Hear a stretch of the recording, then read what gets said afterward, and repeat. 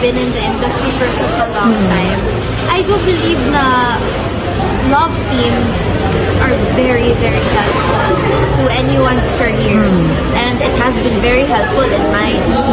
But I think nowadays, even management is very open to love teams exploring individually. So the love team doesn't necessarily have to break up or needs to end. But we can also pursue other things. So I'm not so sure if a love team is just a phase because I know of love teams na nagkakuluyan, nagkapamilya, Marian TikTok, number one in my mind. So ako, syempre yun ang goals ha.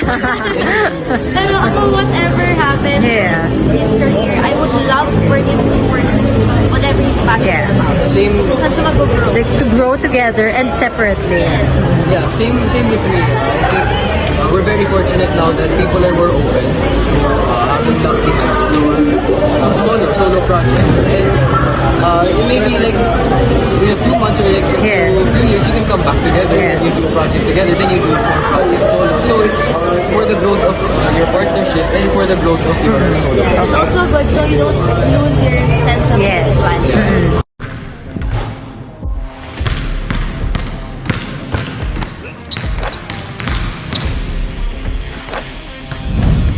Ano pong ginagawa mo dito?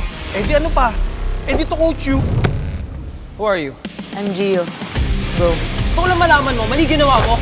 Kung mali yun, hindi sana tayo nanalo. Pamili ka lang. Panli ka pero kinakaya ka?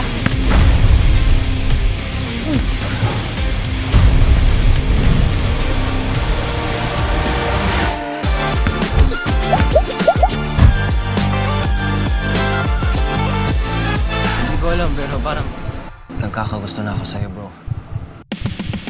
Ayoko na